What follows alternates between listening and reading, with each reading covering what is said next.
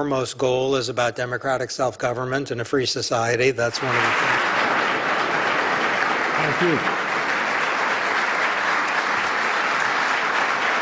Thank you very much. Thank you. Thank you so much. Please have a seat.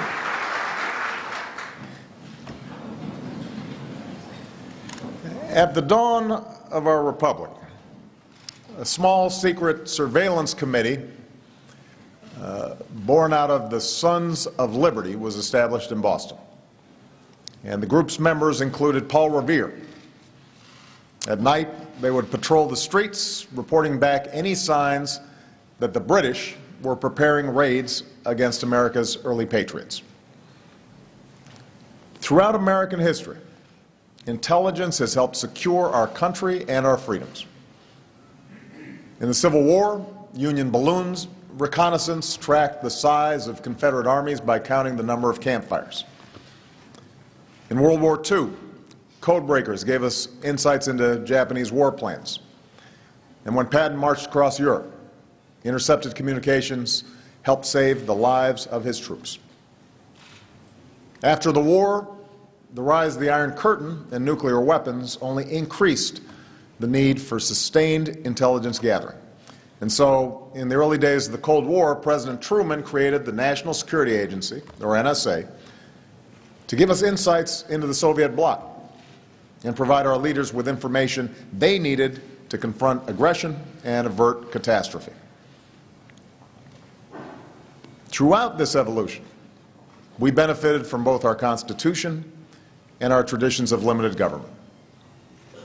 U.S. intelligence agencies were anchored in a system of checks and balances, with oversight from elected leaders and protections for ordinary citizens.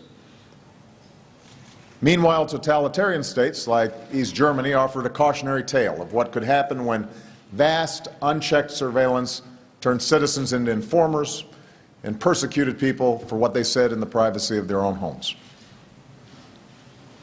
In fact, even the United States proved not to be immune to the abuse of surveillance. In the 1960s, government spied on civil rights leaders and critics of the Vietnam War. And partly in response to these revelations, additional laws were established in the 1970s to ensure that our intelligence capabilities could not be misused against our citizens. In the long twilight struggle against communism, we had been reminded that the very liberties that we sought to preserve could not be sacrificed at the altar of national security.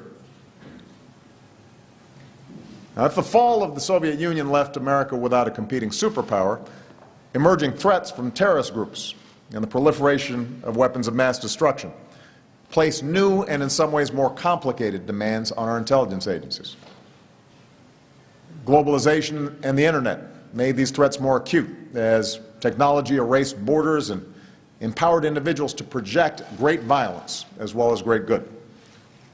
Moreover, these new threats raised new legal and new policy questions. For while few doubted the legitimacy of spying on hostile states, our framework of laws was not fully adapted to prevent terrorist attacks by individuals acting on their own or acting in small ideologically driven groups on behalf of a foreign power. The horror of September 11th brought all these issues to the fore. Across the political spectrum, Americans recognized that we had to adapt to a world in which a bomb could be built in a basement and our electric grid could be shut down by operators an ocean away. We were shaken by the signs we had missed leading up to the attacks, how the hijackers had made phone calls to known extremists and traveled to suspicious places.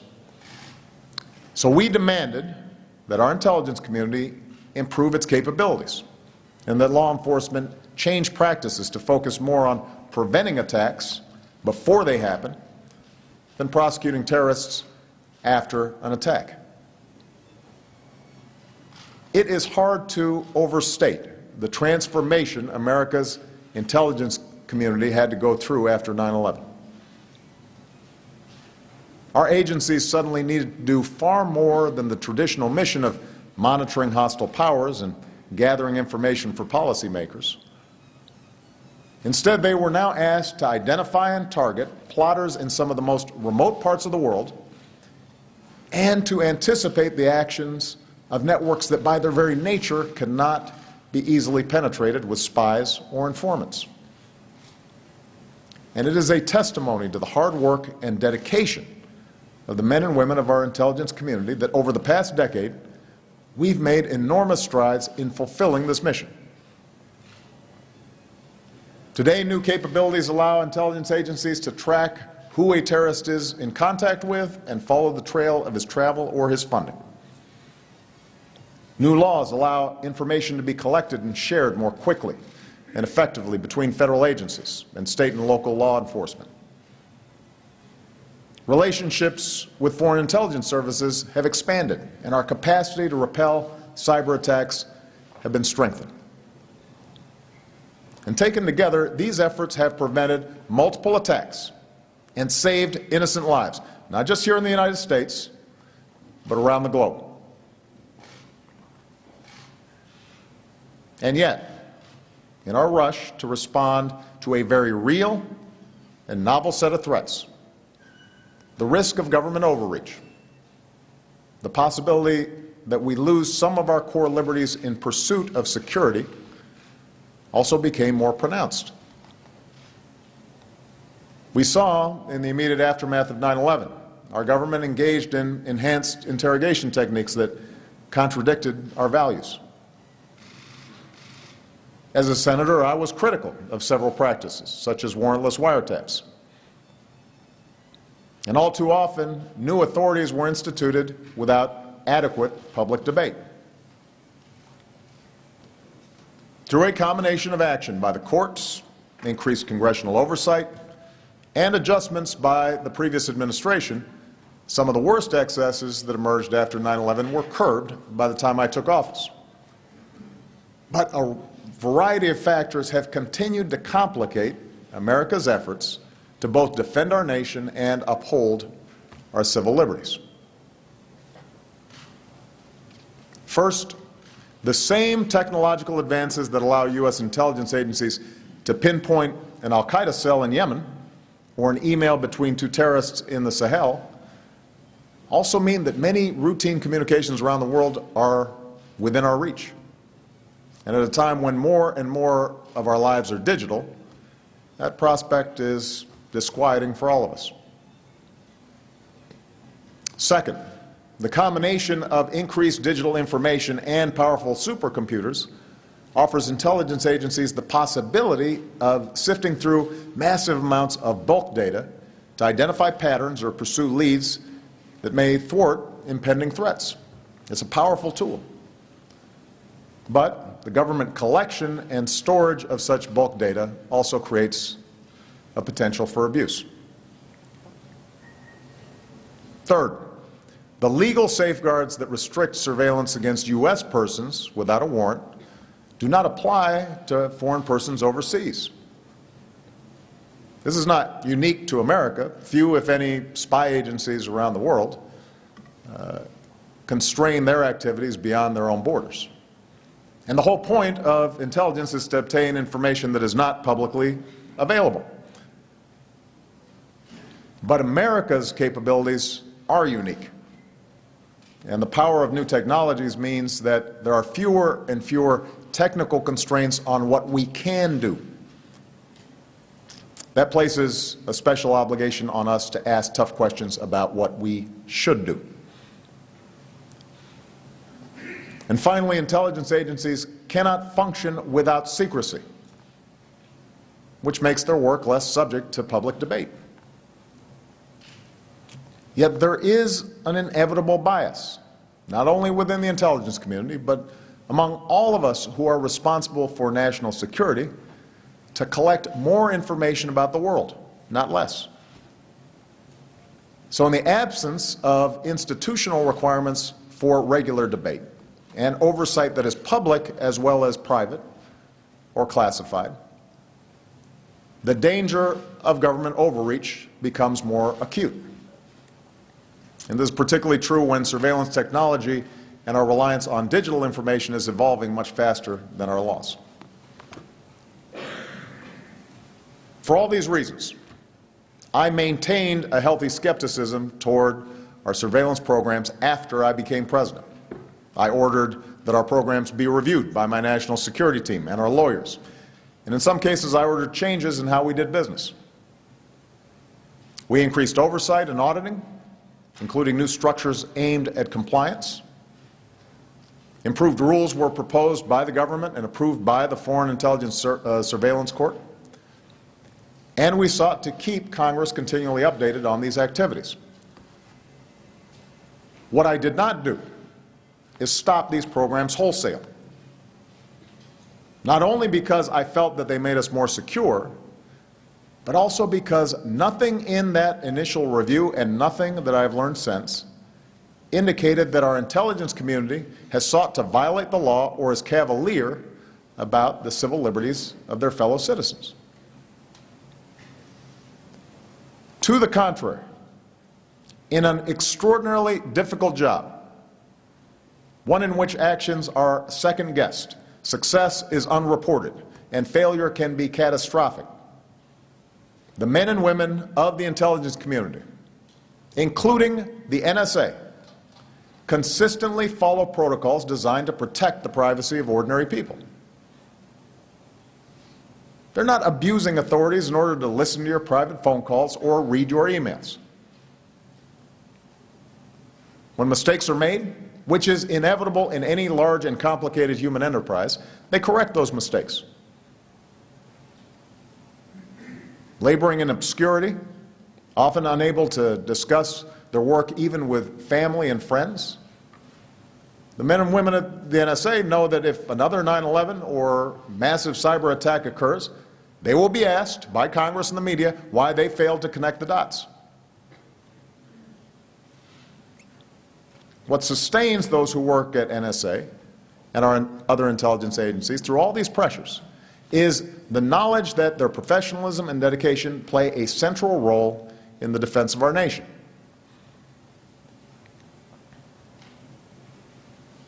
Now, to say that our intelligence community follows the law and is staffed by patriots is not to suggest that I or others in my administration felt complacent about the potential impact of these programs.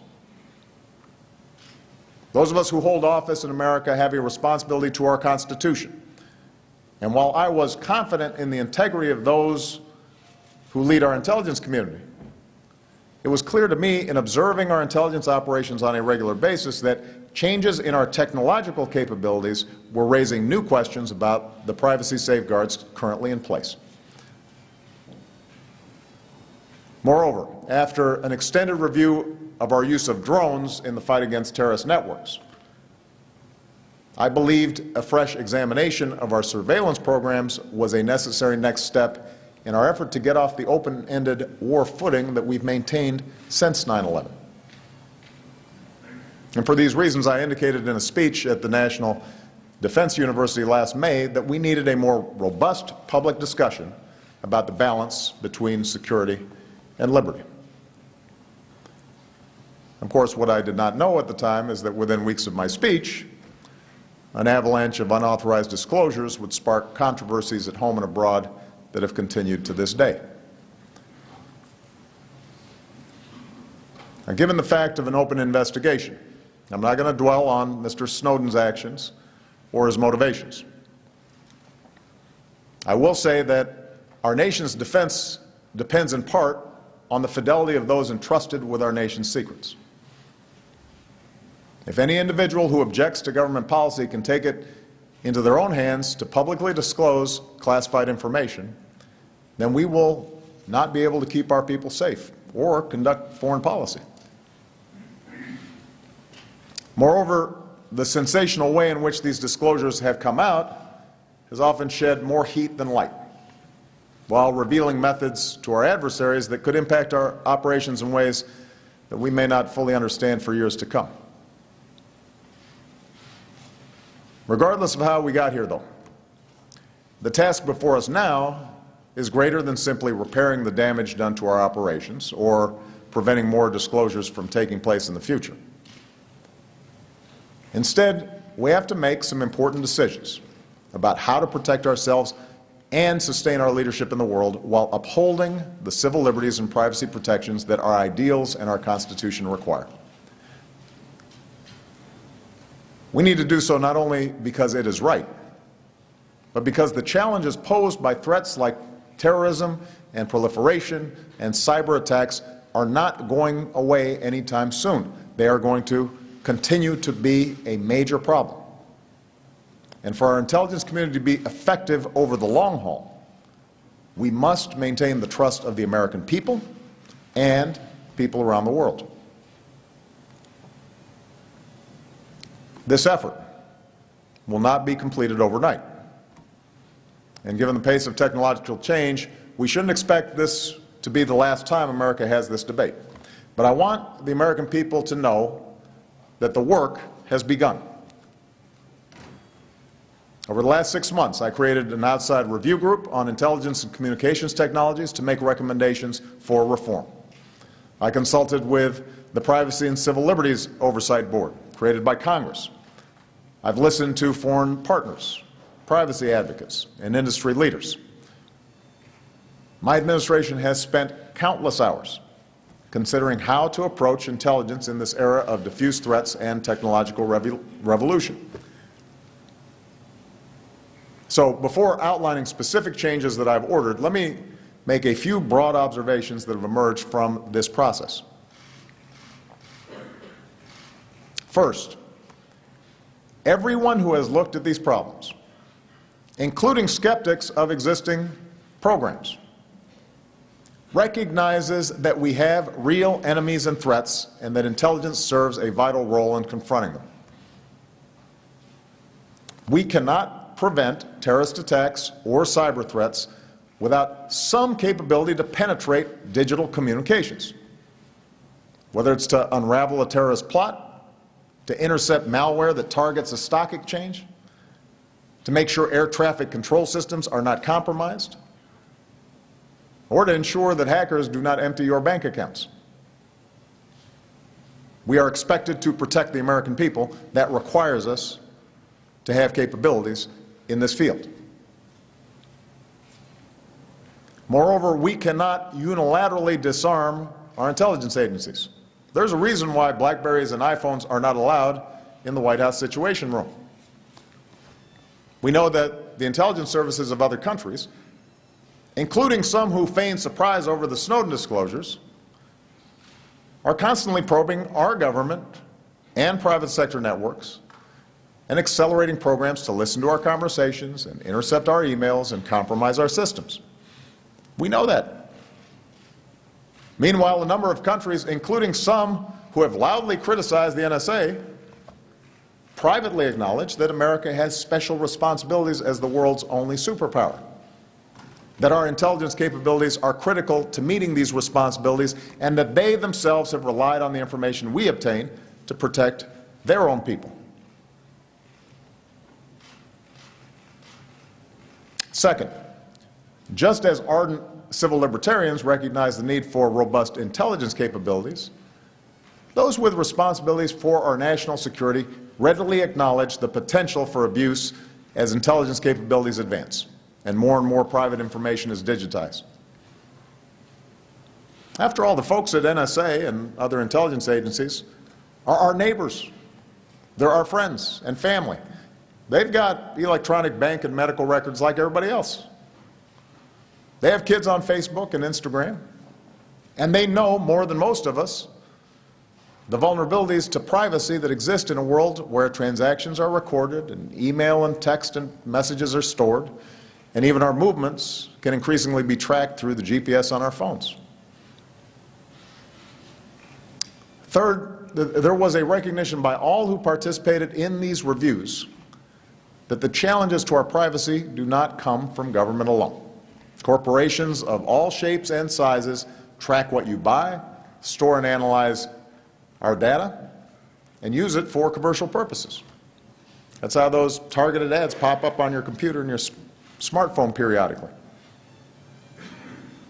But all of us understand that the standards for government surveillance must be higher. Given the unique power of the state, it is not enough for leaders to say, "Trust us, we won't abuse the data we collect." For history has too many examples when that trust has been breached. Our system of government is built on the premise that our liberty cannot depend on the good intentions of those in power. It depends on the law to constrain those in power. I make these observations to underscore that the basic values of most Americans when it comes to questions of surveillance and privacy converge a lot more than the crude characterizations that have emerged over the last several months. Those who are troubled by our existing programs are not interested in repeating the tragedy of 9/11, and those who defend these programs are not dismissive of civil liberties. The challenge is getting the details right, and that is not simple. In fact, during the course of our review, I've often reminded myself I would not be where I am today were it not for the courage of dissidents like Dr. King, who were spied upon by their own government. And as president, a president who looks at intelligence every morning, I also can't help but be reminded that America must be vigilant in the face of threats. Now, fortunately, by focusing on facts and specifics rather than speculation and hypotheticals, this review process has given me, and hopefully the American people, some clear direction for change. And today I can announce a series of concrete and substantial reforms that my administration intends to adopt administratively or will seek to codify with Congress. First, I have approved a new presidential directive for our signals intelligence activities, both at home and abroad. This guidance will strengthen executive branch oversight of our intelligence activities.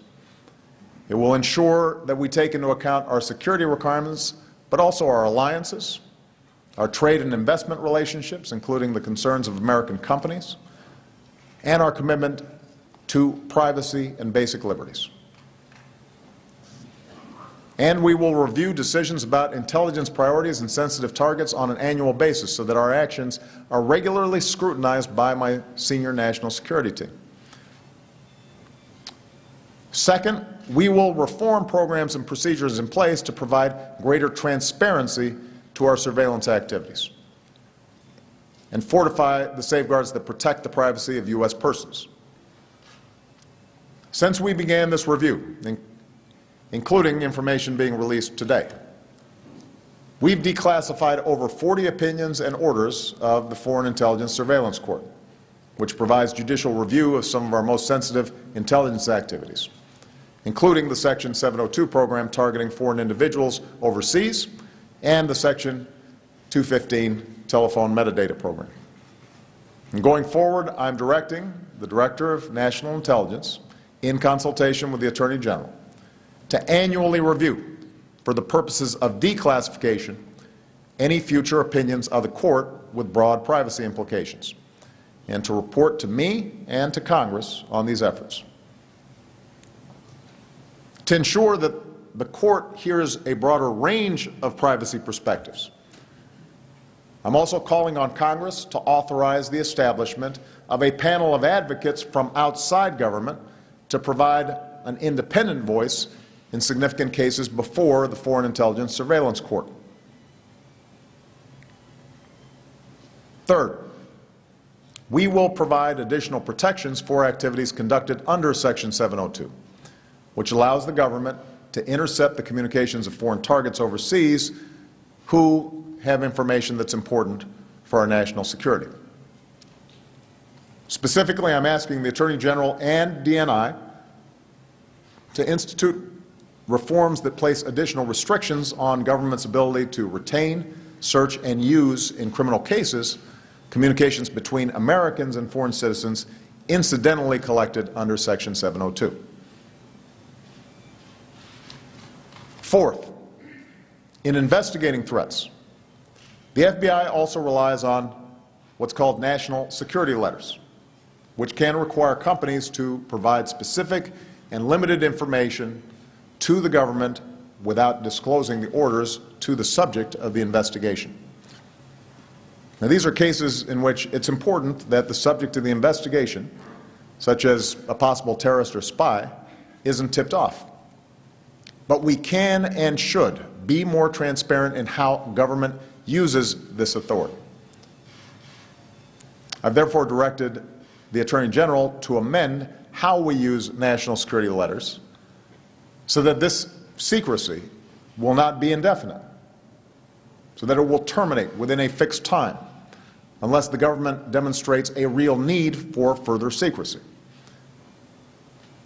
We will also enable communications providers to make public more information than ever before about the orders that they have received to provide data to the government. This brings me to the program that has generated the most controversy these past few months: the bulk collection of telephone records under Section 215. Let me repeat what I said when this story first broke. This program does not involve the content of phone calls or the names of people making calls. Instead, it provides a record of phone numbers and the times and lengths of calls.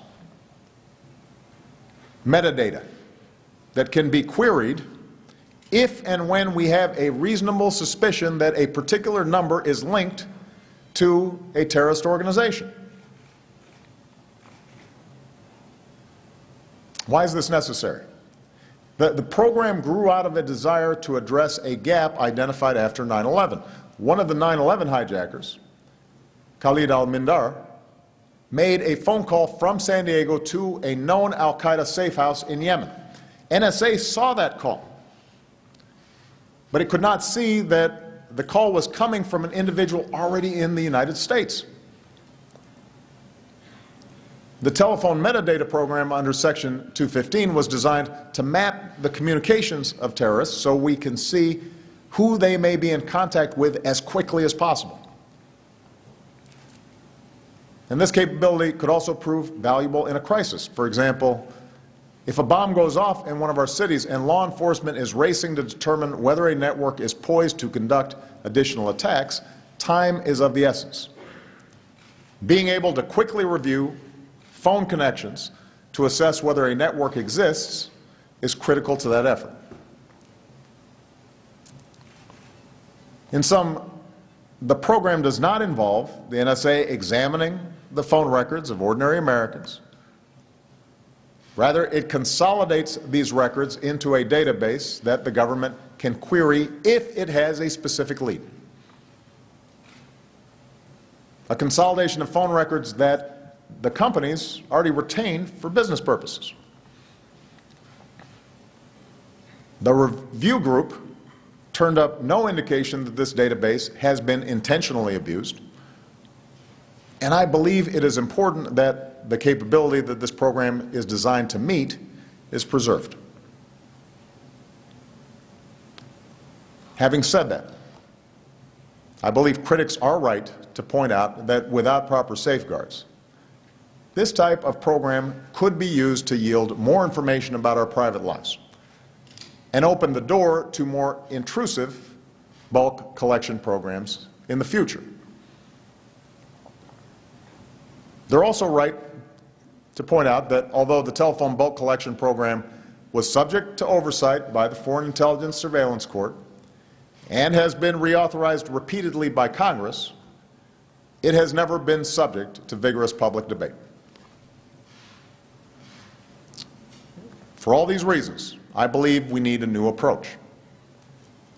I am therefore ordering a transition that will end the Section 215 bulk metadata program as it currently exists and establish a mechanism that preserves the capabilities we need without the government holding this bulk metadata.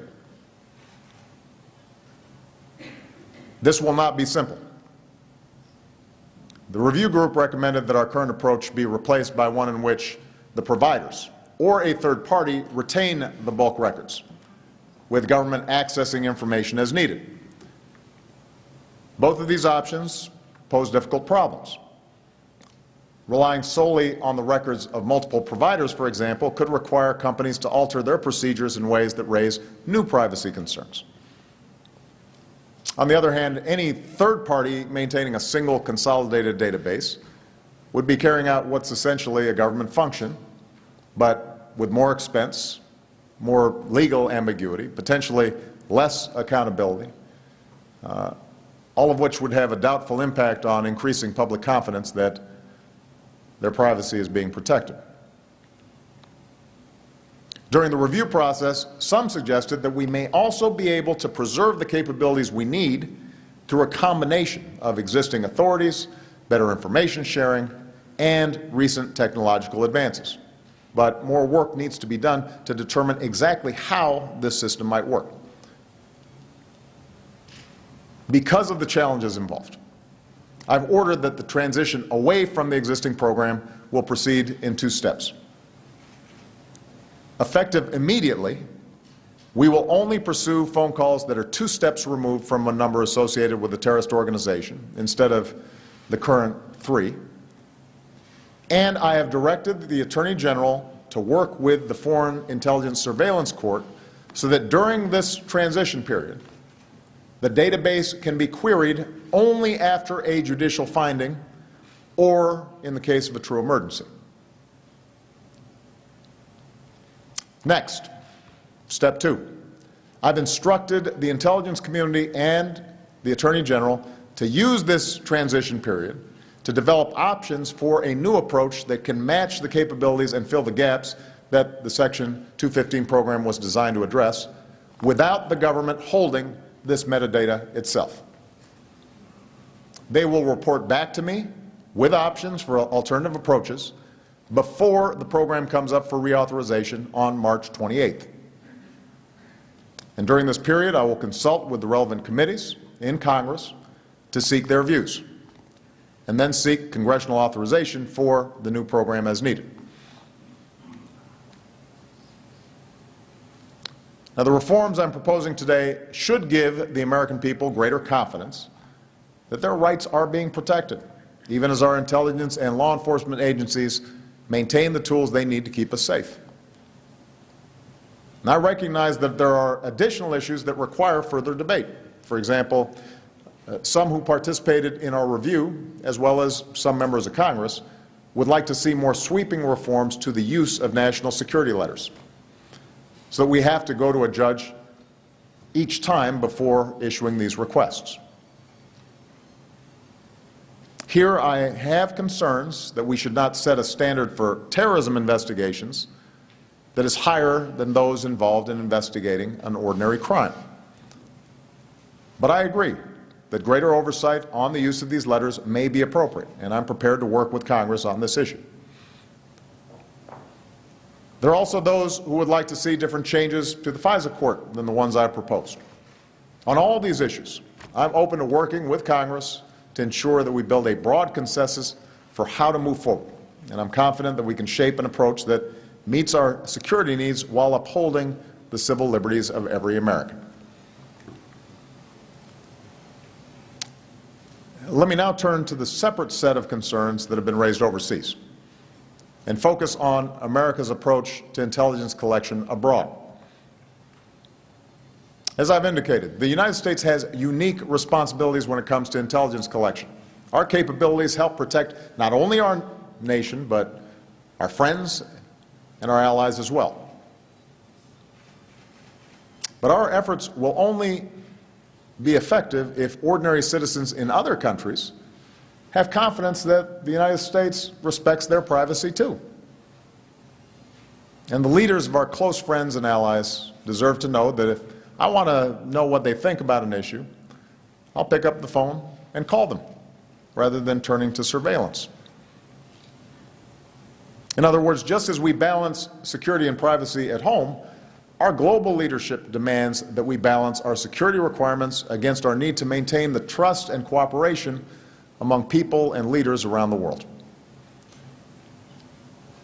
For that reason, the new presidential directive that I've issued today will clearly prescribe what we do and do not do when it comes to our overseas surveillance. To begin with, the directive makes clear that the United States only uses signals intelligence for legitimate national security purposes and not for the purpose of indiscriminately reviewing the emails or phone calls of ordinary folks. I've also made it clear that the United States does not collect intelligence to suppress criticism or dissent, nor do we collect intelligence to disadvantage people on the basis of their ethnicity or race or gender or sexual orientation or religious beliefs. We do not collect intelligence to provide a competitive advantage to U.S. companies or U.S. commercial sectors. And in terms of our bulk collection of signals intelligence, U.S. intelligence agencies will only use such data to meet specific security requirements: counterintelligence, counterterrorism, counterproliferation, cybersecurity, force protection for our troops and our allies, and combating transnational crime, including sanctions evasion. In this directive, I have taken the unprecedented step of extending certain protections that we have for the American people to people overseas. I've directed the DNI, in consultation with the Attorney General, to develop these safeguards, which will limit the duration that we can hold personal information while also restricting the use of this information. The bottom line is that people around the world, regardless of their nationality, should know that the United States is not spying on ordinary people who don't threaten our national security, and that we take their privacy concerns into account in our policies and procedures. This applies to foreign leaders as well.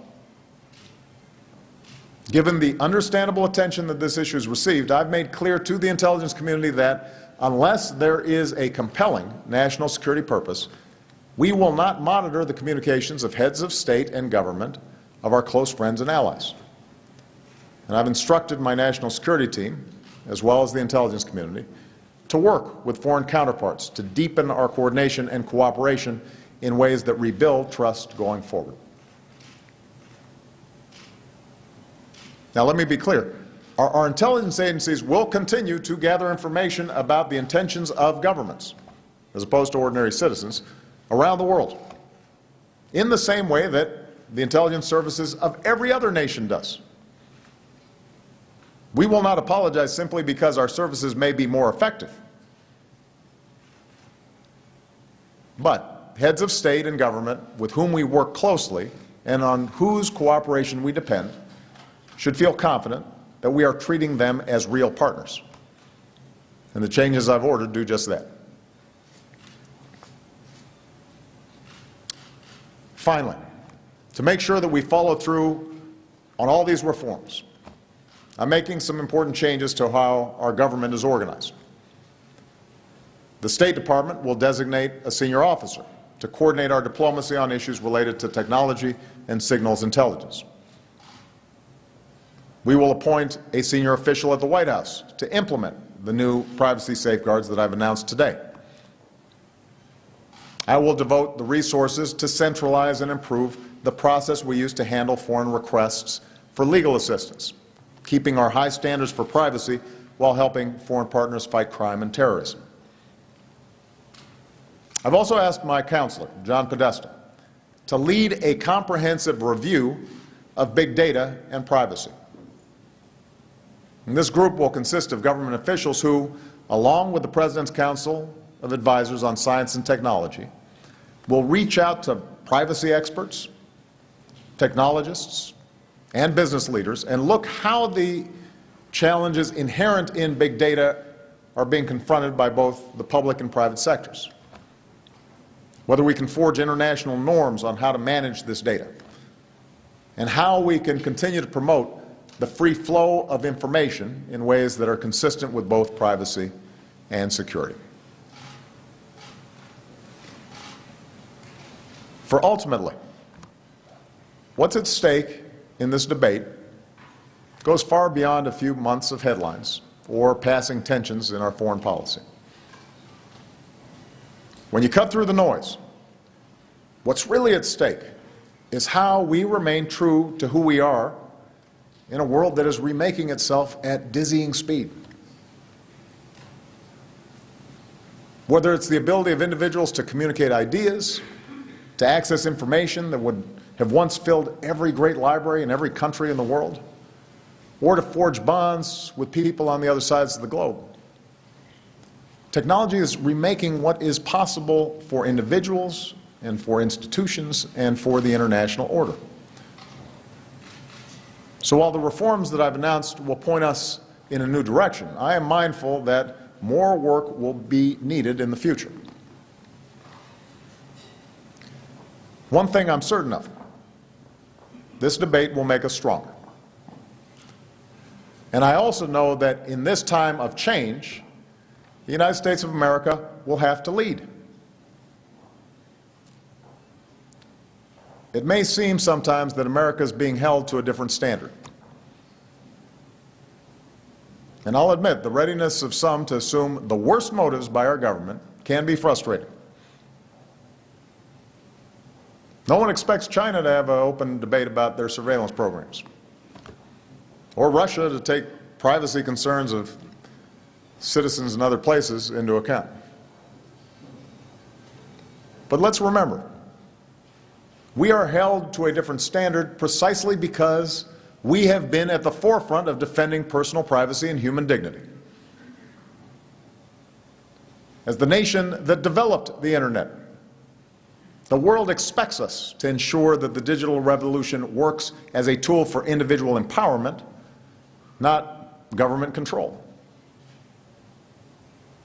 Having faced down the dangers of totalitarianism and fascism and communism, the world expects us to stand up for the principle that every person has the right to think and write and form relationships freely, because individual freedom is the wellspring of human progress. Those values make us who we are. And because of the strength of our own democracy, we should not shy away from high expectations. For more than 2 centuries, our Constitution has weathered every type of change because we've been willing to defend it, and because we've been willing to question the actions that have been taken in its defense. Today is no different. I believe we can meet high expectations. Together, let us chart a way forward that secures the life of our nation while preserving the liberties that make our nation worth fighting for. Thank you. God bless you. May God bless the United States of America. Thank you.